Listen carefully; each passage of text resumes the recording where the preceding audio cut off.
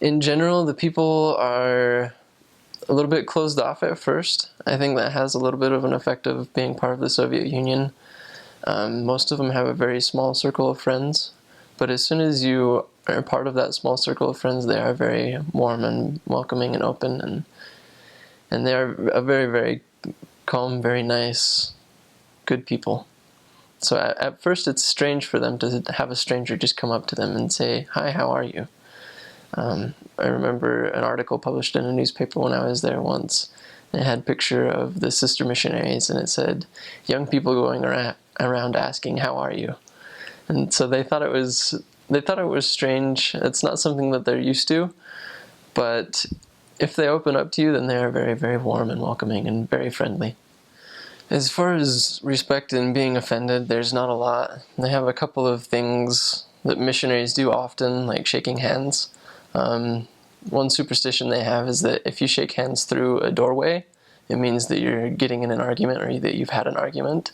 So most of the time they'll step out of their door to shake your hand or tell you to step in. They understand that most of us are American, and they know that we don't know their culture, so sometimes they have fun with that one.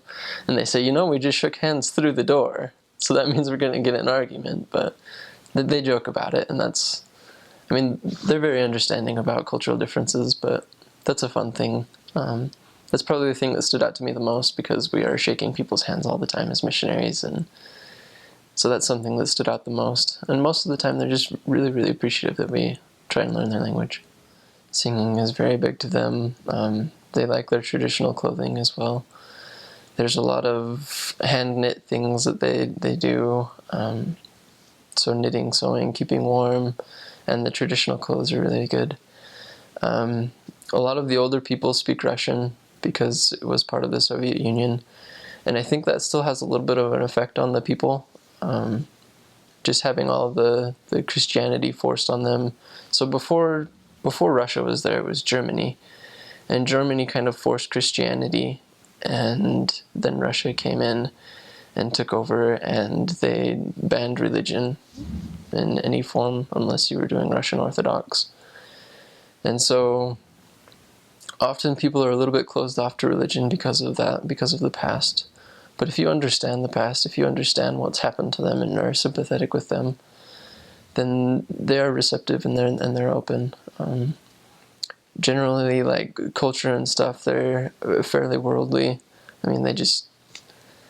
I guess they don't understand. As far as from a gospel perspective, you would call them worldly, just because they don't know things.